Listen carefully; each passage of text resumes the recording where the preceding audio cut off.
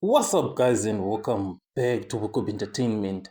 So, after Snow Tambo had spread, some sort of like false allegations against Ken Kunene, at that moment, Snow Tambo said that Ken Kunene paid 400,000 rands bail for Katiso Molefe.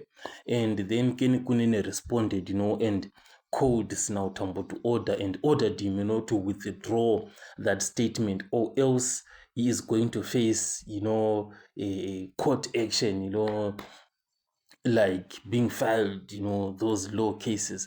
So Snow Tambo then quickly withdrew those posts that he was continuously making about Kenny Kunene, and has apologized, for any harm that might have been caused. So it is what it is. Those posts when Snautambo made those allegations, they went really viral, and got so many views and got to so many people.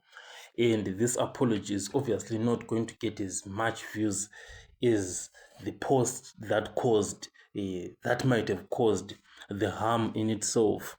So, is this apology going to be enough to Kenny Kunene or not? I really am not sure.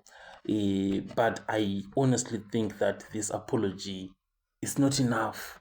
If you are to erase the harm that might have been caused by those posts.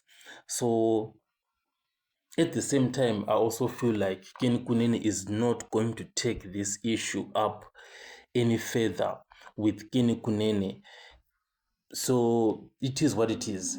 I mean, Sina Otambe had actually been asked by somebody else, when he was making those allegations, if he actually had something like 500,000 K rands, to pay Kenny Kunene.